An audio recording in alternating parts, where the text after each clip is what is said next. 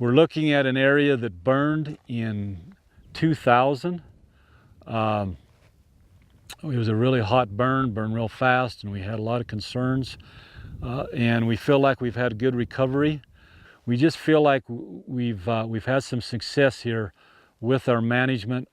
As far as the grazing management, about 10 years ago, with the help of our holistic Shoesole Group and our agency partners in that group, we changed our grazing management, and now we're in an every other year, 1 year on, 1 year off in this pasture. By the fire coming through when it did, it allowed the native grasses and forbs to to establish themselves back and probably get more of a natural state. The sagebrush will come back, but I really feel in this area that the fire did help.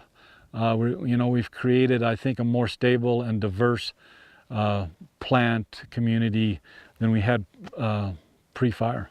We're looking at Indian rice grass, and which we never used to see what I thought that much of, and we're seeing it increase in a big way, which is to us a really extremely important grass. It's very nutritious and of course good for the livestock as well as the wildlife, and our Native Americans used it in a big way. We've got blue bunch wheatgrass, we've got some squirrel tail in here, some Idaho fescue. This is Great Basin rye, which is our native grass, which grows at all elevations, a lot more prolific at our lower elevations down by the headquarters and in the floodplain. But when we start paying attention to it, it grows clear up to 8,500 feet. And at those elevations, sometimes it's the first species that the livestock or the wildlife eat. Down lower it'd be the last because it's a little stemmier, maybe not as nutritious. Well, and we're seeing some sagebrush come back into this burn.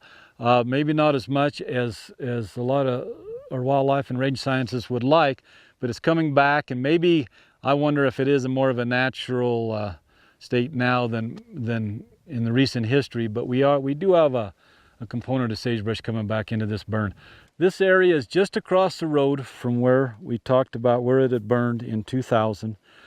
The south side of the road did not burn, and the road was actually the fire break, so we can just walk across and see what it was, what it would have been like over there without the burn. And we're looking at a basin rye plant that's pretty well kind of choking out because of the sagebrush, the tall sagebrush, and it's never going to be the plant that we looked at in the burned area. What I think is interesting here is the native understory, and the reason that did recover as well as it did on the burn is we did have a good healthy understory of perennial native grasses.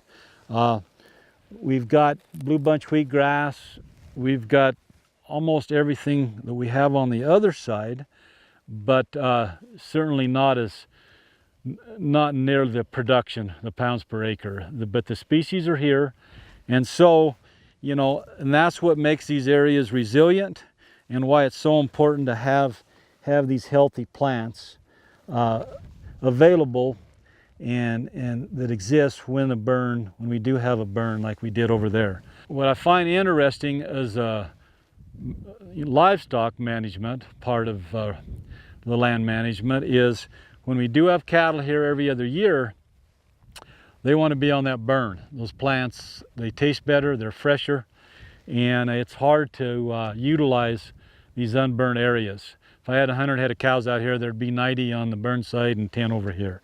I think you'd find the same with the elk and the wildlife.